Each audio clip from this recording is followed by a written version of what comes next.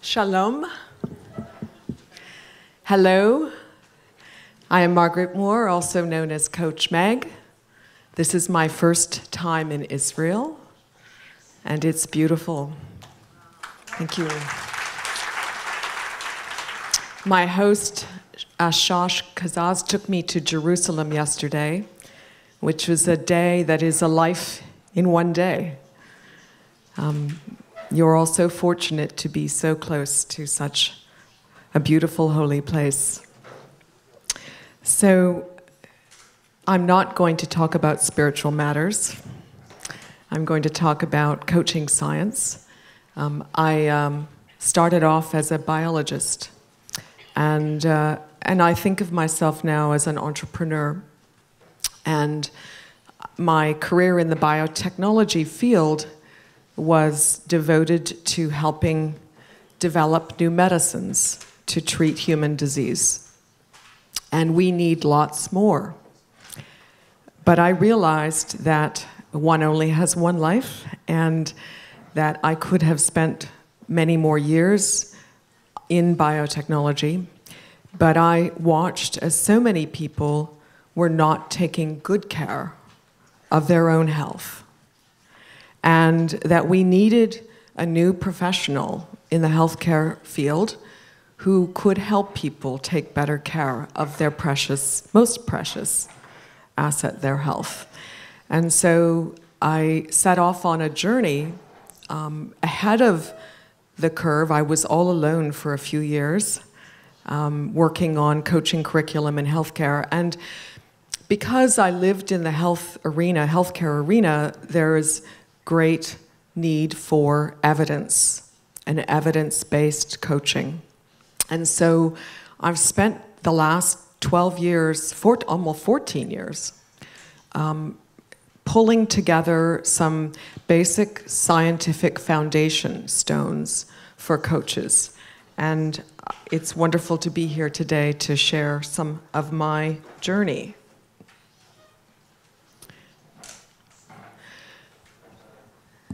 So, coaching science is a multifaceted topic.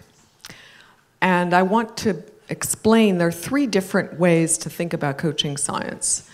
There's the work by scientists who look at the basic mechanisms of how humans change, how we change our mindsets, our behavior, how the brain changes, and also what makes humans thrive, flourish, be at their peak. So there's much basic science.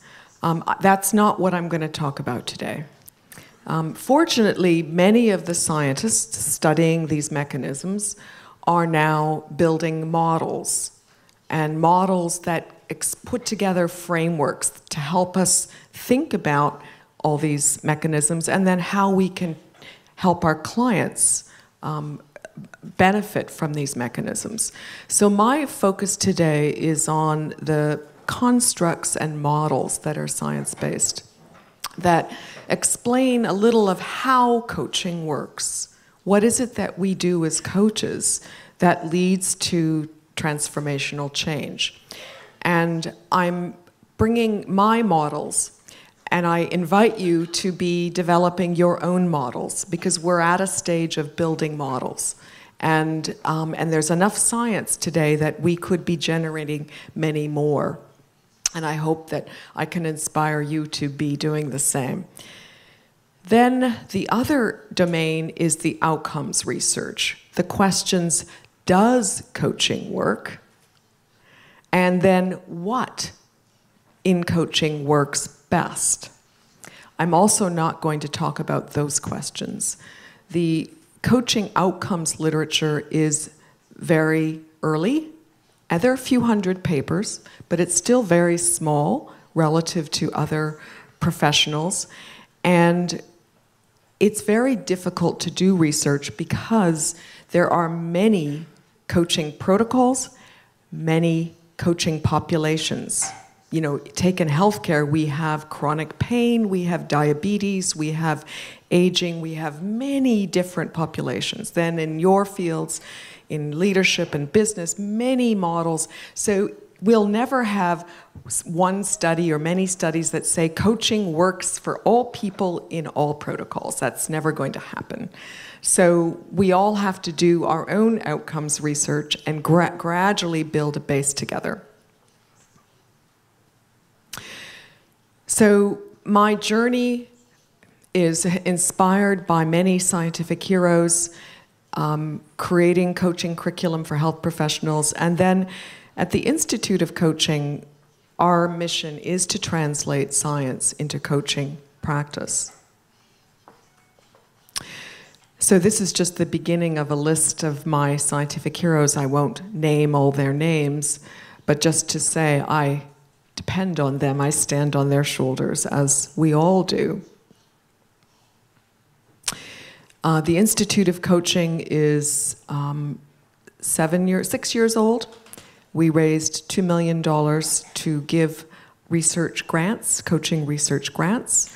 We have a big conference every year, and we have a membership association. It's donations, and the donations fund our work to give out, our work to translate science into coaching, and also to give out research grants. So I welcome you to join our mission. We give out $100,000 a year, and then every fall we have a conference in Boston. It's a 2-day conference with many scientific leaders that we all learn a lot from. So today, coaching science is growing. There are many, many coaching textbooks, 5 coaching journals, more than 500 research papers, at least 10 theories of human change. We have the world of positive psychology. How many of you are following the positive psychology literature? Okay, many. The leadership literature, of course, there's much of that. And then most recently, the translation of neuroscience into coaching. These are some of my favorite theories that I think underpin our competencies. You'll have your own favorite theories. There are many to choose from, and it's like a large toolbox that we can mix and match for every moment as we're coaching. This is a sample of some of the coaching textbooks. So my mission today is to use probably the best known coaching competencies from the International Coach Federation, and I'm going to translate them into 3 models. These are models that I've built over this last few years, quite recently.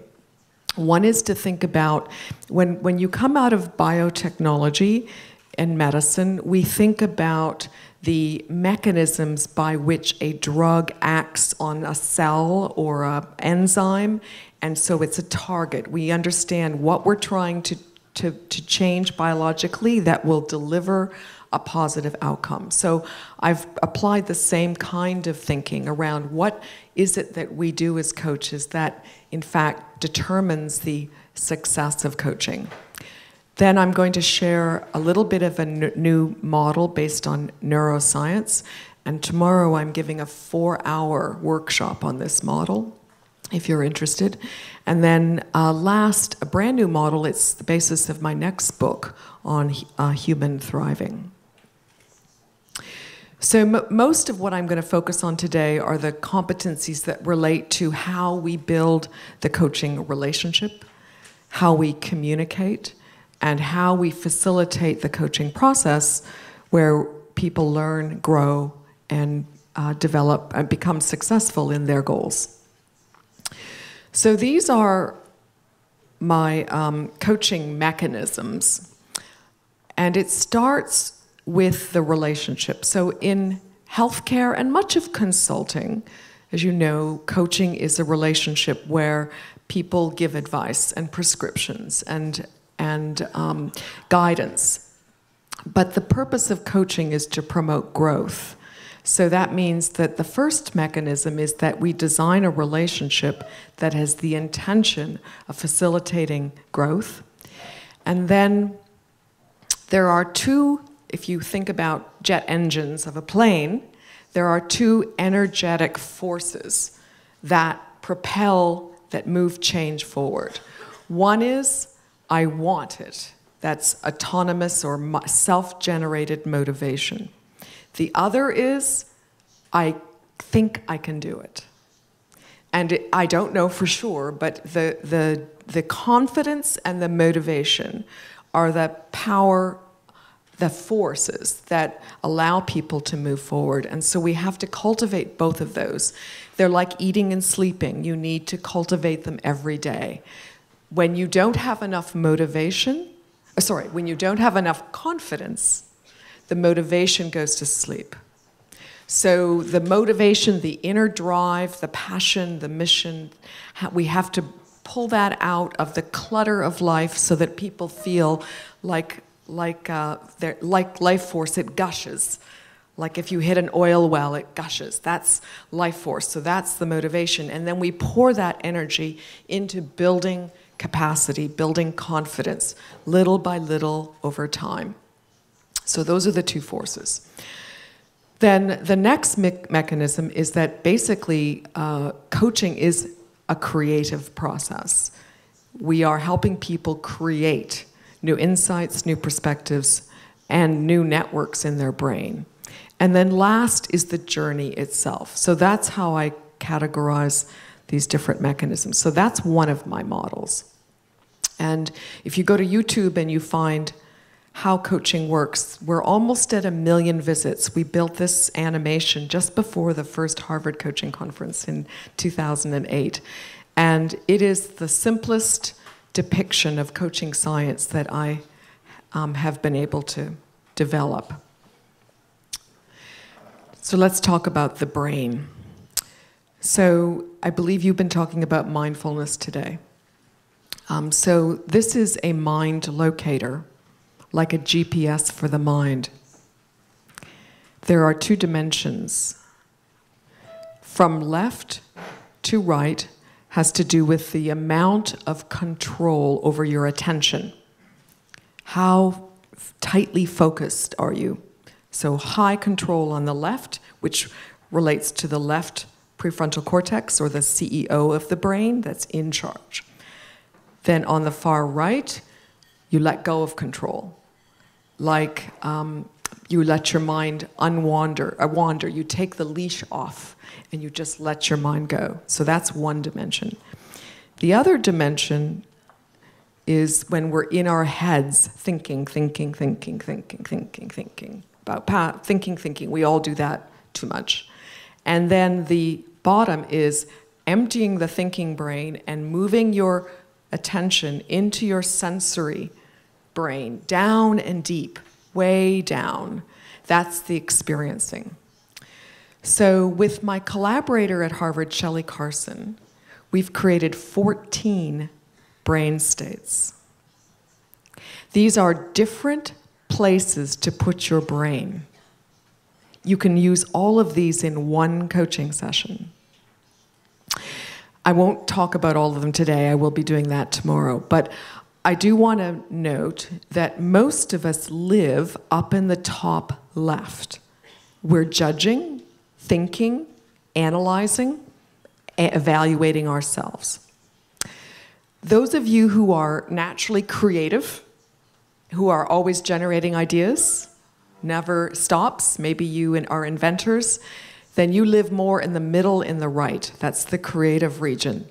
Things like flow and brainstorming and imagining, envisioning. Then some of the most precious states, and I tried to be there yesterday when I was in Jerusalem, are the experiencing states, down deep, when you're not thinking, when you're just absorbing. Your senses are wide open. Most of us do not spend enough time there. And my hypothesis is that if you use all of these brain states, not just the ones that are easy for you, high control or more creative, but to endeavor to use all of these, to use all of the brain's potential, And in a coaching session, we can move people around this entire map, which just shows how much brain power we elicit from our clients to generate the creative ideas and insights that moves them forward. What are the rules then for using these brain states? First is to be intentional. You know why you are where you are. Hi, brain. This next task is important. Let's give it all of our attention. Then the next, and I've put these in the wrong, is deep. Going deep into each state. Not distracted, not multitasking, all of your attentional resources in one at a time. Deep.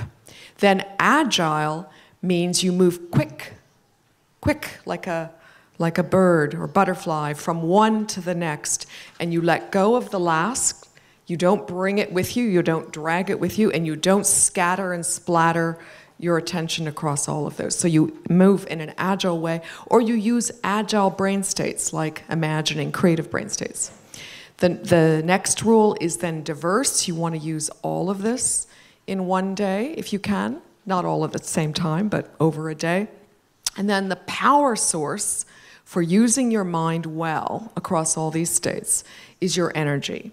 Your emotional energy, your passion, your purpose, your relationships, all the things that light you up, and your physical energy, which of course is the energy that takes blood flow to the brain, gives you nutrition and oxygen, and plenty of energy for using your mind well.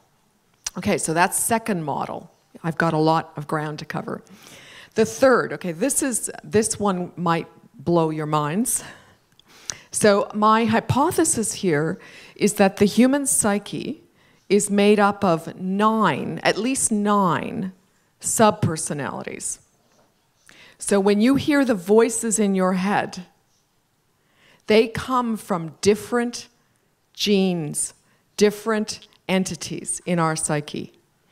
And what I've learned from training in internal family systems work is that you can tune into each if you learn how to do that. And this explains why it is so messy to be human, because we have such diversity of needs in the human psyche that evolved over millions of years. And a new paper out last year describes emotions as the first primary sensory system.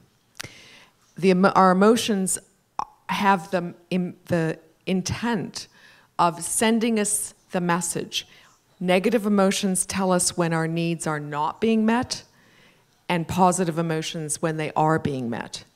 And our emotional weather report at any one moment is a mix of all of these different needs, and which makes it very difficult to figure out what is it that I need right now, because you have a little bit of sadness, a little bit of excitement, a little bit of contentment, and it's all together. It's very confusing. So this is a model for coaching the whole person, because if you can tune in to each of these needs, then you really can, and I don't obviously have time to do a coaching demonstration on this, and maybe that would be the next time, but when people hear the different needs that they normally don't pay attention to, there's a lot of wisdom there. And the part I call the spiritual meaning maker, the part that channels God or whatever spiritual force, is really the inner coach that we have trouble finding often in our busy days. Okay, so those are three models, and now I'm going to give you a quick tour using the International Coach Federation coaching competencies. So we're going to focus on learning first. So Einstein said, we cannot solve our problems with the same thinking we used when we created them, which means we have to change not just our behavior, but our thinking. William James, the first psychologist, said, a mind once stretched by a new idea or new understanding will never fully return to its original dimensions. So both of these heroes explained long before we understood neuroplasticity that when you have a new idea, you change your brain. And that you have to have a lot of changes in your brain in order to have transformational change of both your thinking mode and your behavior. And the metaphor for that change is in the moment when a client has a new idea, a new insight, a new perspective, there's a little connection made among neurons that wasn't there before. You get an electrical burst of energy, and you get a little release of some neurochemicals. So in a moment, you feel good. And in that moment, when you feel good because you had a new idea, you become a little more curious and adventurous than you were before. So now, maybe you'll try something new. Maybe you'll imagine a new possibility. This is the energy of change. And coaches, at their best, we make this happen a lot. The more it happens, the faster the change. There's still a biological limit. The brain can only grow 1 millimeter of connections a day. So it's not overnight, but it's this cumulative process over time of one connection at a time. That's what we do. So then we are then creating the conditions to make this happen reliably, most sessions. So the process of coaching then moves from insight to action, more learning, back to insight to action, upward spiral over time until you have a new network in the brain. Now, we can't see our clients in an MRI machine and watch and say, look what you have, a new network, new leadership skills, new perspectives. But that is what's happening over time. And it's not magic. It's actually a biological change in the brain. So if we want that to happen, creative brain states work really well because this is new. And creativity is fundamentally making new associations that you've never made before. So I'm sure in your coaching training, you learned lots of methods for fostering creativity for your clients. And you probably lived in these brain states. Again, not controlled, not evaluating, not planning, not analyzing, it's much lighter, defocused. The brain, the regions, actually, let me see if I can show you. These regions here are where that's the brain's research and development department. This is where we make new connections. And in that, to make those connections, generally, we are not living up here. I also want to show you, look at this brain state. That's the most beautiful one of all. That's two brains collaborating. The orange means lots of activity, blue means inactivity. That is the richest, most energized brain state of the whole map when two brains are in creative collaboration. Okay, so that's my story about how coaches facilitate learning. Let's move on to the relationship. So one of the parts of the human psyche is our ability to be in relationship. And I want to talk about three aspects here. One is rapport, which is the connection. One is presence as coaches, and one is the emotional balance. So when we think about the brain making new connections and expanding, it needs the right emotional balance to get that to happen. Enough positive, not too much negative, and you have to get that right. And so we create that dynamic. So let's have a look. This is the rapport brain state. there's very little happening up at the top in the pre-thinking brain. Rapport is heart sensory system to sensory system. When I talk to doctors, medical doctors about this, I just was at a big conference, I was explaining to them that when they want to connect with their patients, they have to get out of their analytical, prescribing, diagnosing brain and move way over to this, where there's very little thinking going on up here at the top. It's a much more of a sensory mode of experiencing another human being, which is very different than thinking about another human being.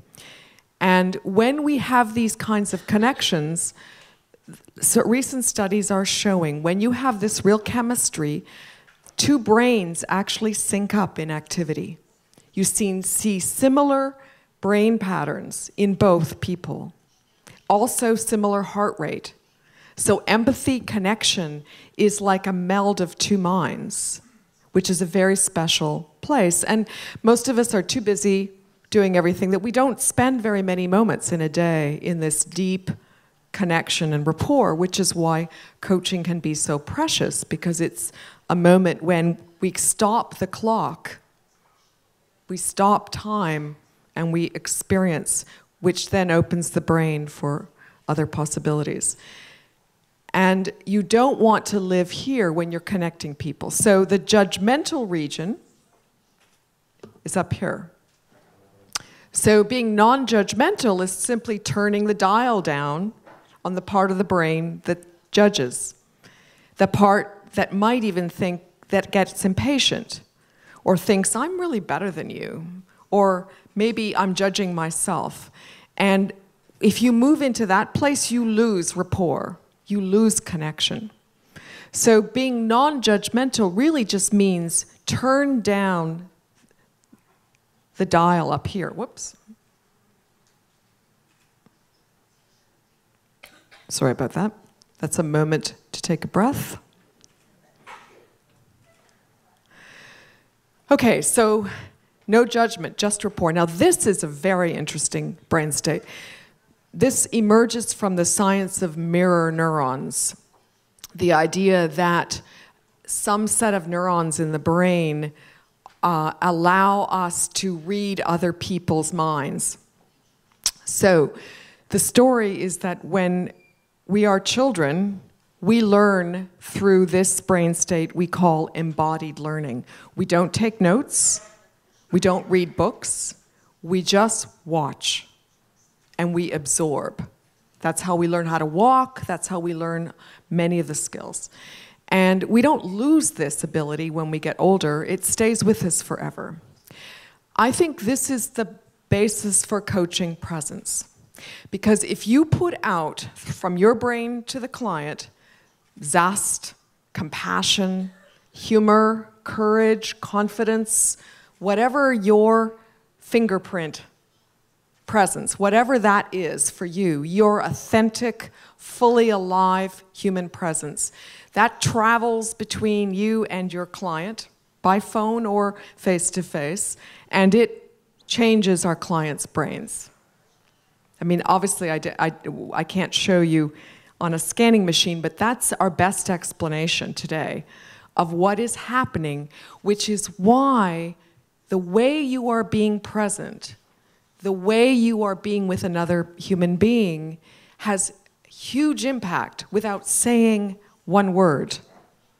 Because if you create this space where time has stopped and you're present and you're in rapport, you're not thinking, then you put out this presence that will bring your client also into those energies. And so for a few moments, your client feels more confident, they feel more adventurous, they're more curious, they're more likely to take risks. So let's talk about emotional balance. Now in the US, and I don't know what the data would be like in Israel, but there are 3 different assessments of emotional thriving that have been reported in the last 10 years. Barbara Fredrickson has a ratio of positive to negative emotions. Corey Keyes has a flourishing assessment, and the CDC in the US has a well-being assessment. They're all fairly similar. They measure things a little differently, but they all come to the same conclusion. Fewer than 20% of adults are thriving today. Martin Seligman, the founder of the positive psychology movement, has a call which is 51% by 2051. And many of the people in this positive psychology world see coaches as part of the agents to the increase in human thriving. About 55% of humans are just surviving.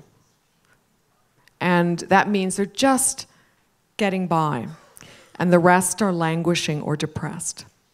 This is important because if you don't have sufficient positive emotions, purpose, relationships, meaning, savoring, spiritual life, whatever, if you don't have enough, your brain doesn't have the resources to change.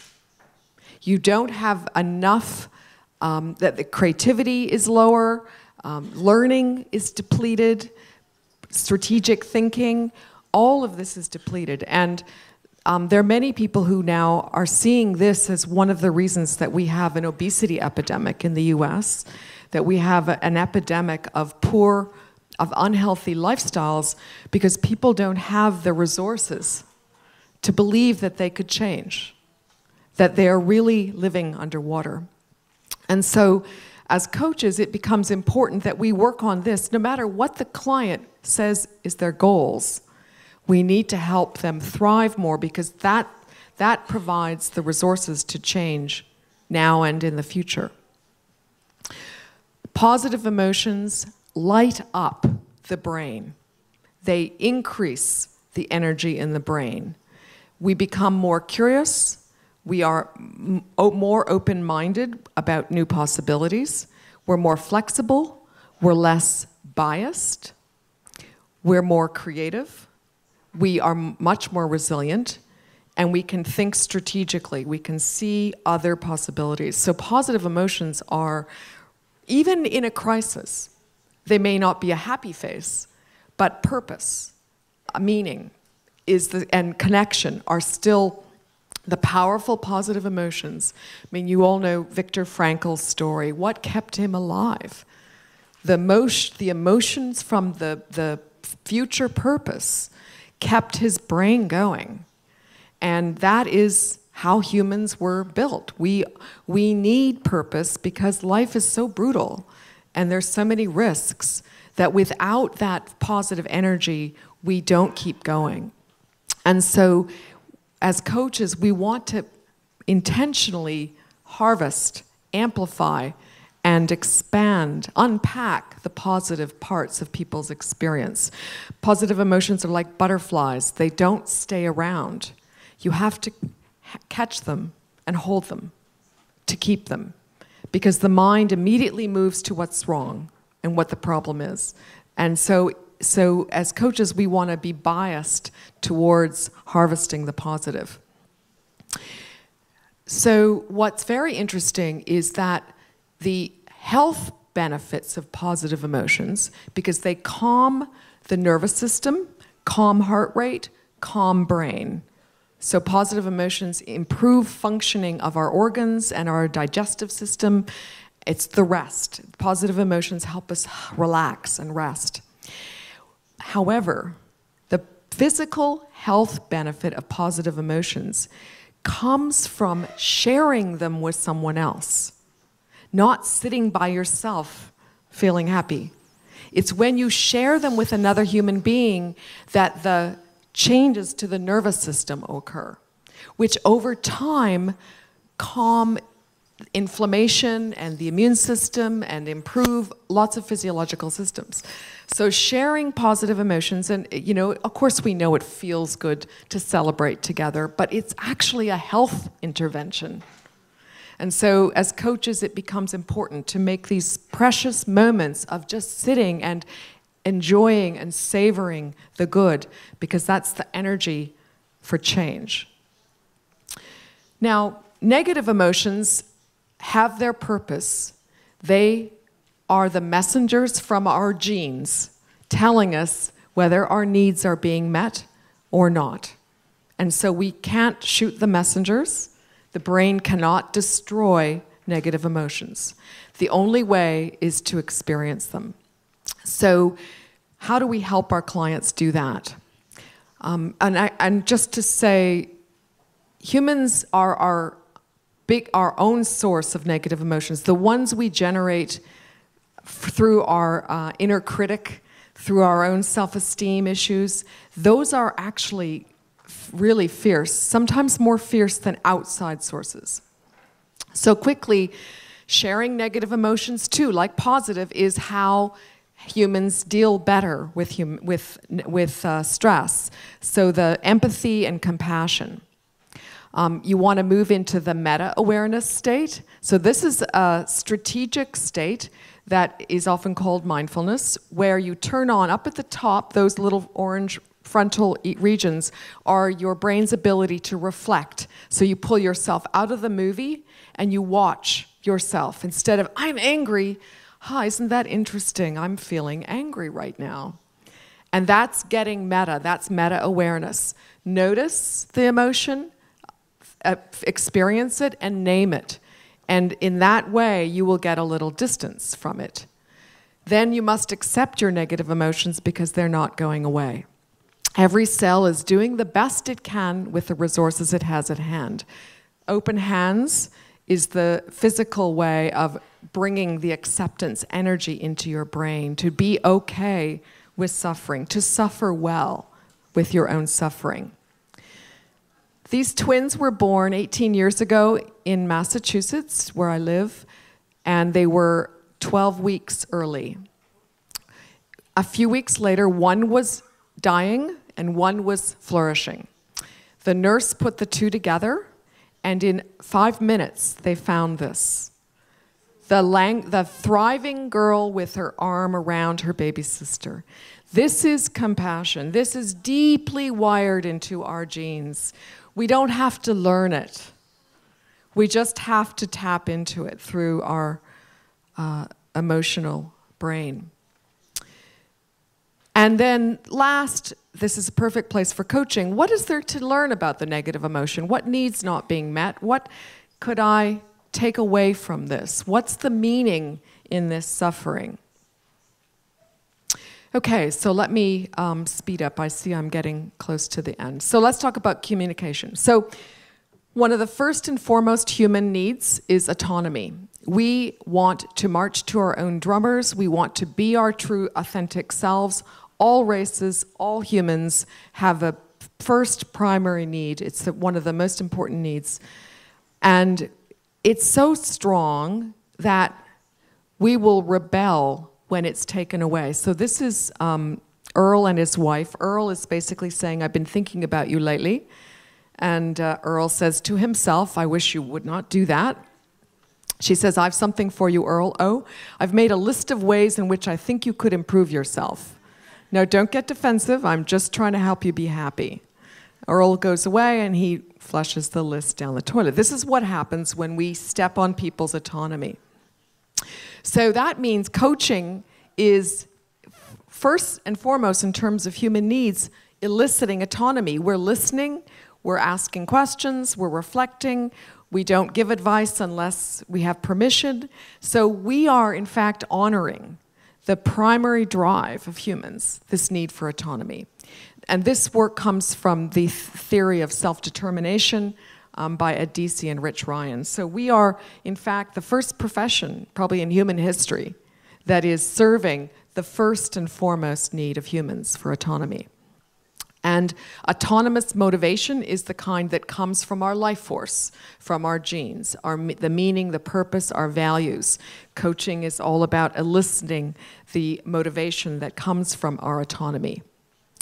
Another human need that often gets buried when we're adults, but we have it when we're children, is curiosity, the sense of adventure. So we also elicit that from our clients. We are tapping into their basic need for adventure. Even though it may seem like it's a distant experience, for many. It's there to be tapped into. And if we can create the right emotional balance, we can help clients get there. We're also, through our communication, as I mentioned, we are helping people get more competent and confident, which is another very strong human need. We're helping them leverage their strengths, find supports, experiment, as opposed to setting goals where I either succeed or fail. Instead, we put on our scientist hat and we say, I wonder, here's my hypothesis. Let's test this idea next week. And if it works, great. If it doesn't, we'll try something else. And so the coaching communication feels more like an adventure, feels more like a set of experiments, which in the end is the growth mindset that helps our clients improve.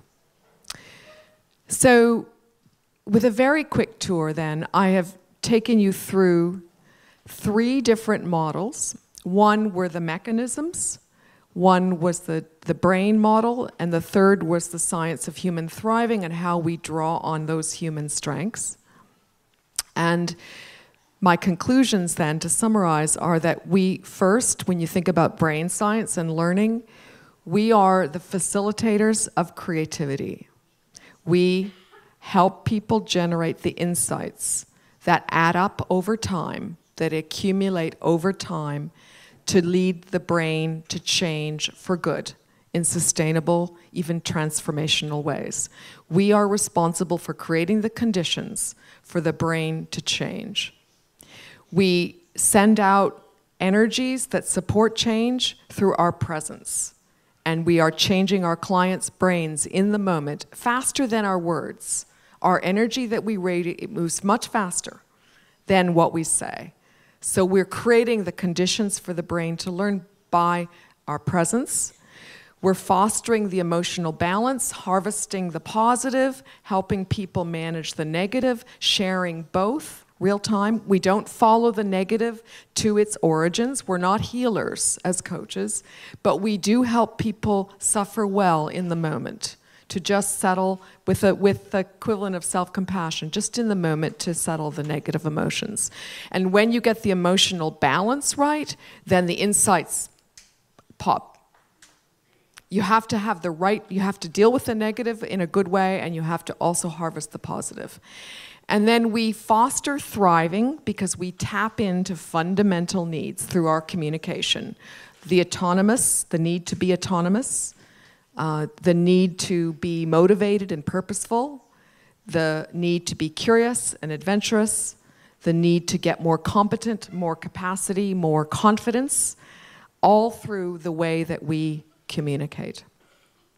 So with that, a very quick tour of 3 different models, not to say this is it and this is the best way, but to invite you all to join this journey around using science, combining it with the art, because good science is the truth. When we have good science-based concepts, they work. They work, and you can depend on them. And as a coach, I like to use the art as well, but it's the science that I feel gives me firm ground to stand upon.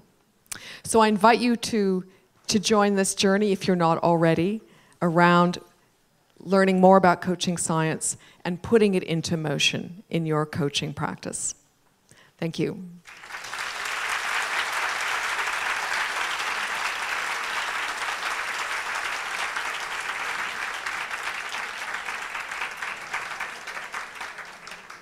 Do we have time for questions?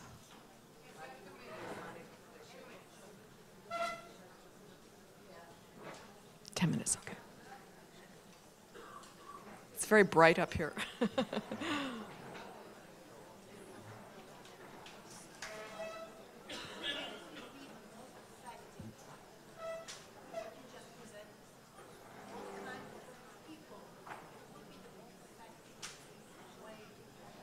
So how would which client population would these techniques work with? Well, you know, I come from a science tradition. I married 2 scientists, not at the same time, but My husband is a biotechnology patent lawyer, so we talk about inventions all the time. I think the clients who like this the most have a scientific mind. Engineers, software, is that what you mean? Pharmaceutical, people who are curious about the fundamentals of... Did you have a different question? Yeah. I think in coaching, we've had a history in the US, at least, of a lot of artists in coaching. And in the UK and Australia, there's a tradition of coaching psychology, also in Europe. And I think we're now at a time where we need to build the coaching science globally so that we put the art and the science together. And so people who are less comfortable with science are less comfortable with and interested in the scientific constructs. But I hope, my hope is to make it simple enough that everyone says, wow, I have a way to explain why I do what I do works. And I love to show people the map of all the brain states, because if you say to a client, I'm going to take you here and there and here and there, and we're going to actually live over here a lot more than over there, you know, they say, really? You're going to make all that happen in a coaching session? So I think it gives us new tools to explain what we do so that it isn't just... It doesn't feel like it's magic. It's actually, they're real biological processes here that we're tapping into.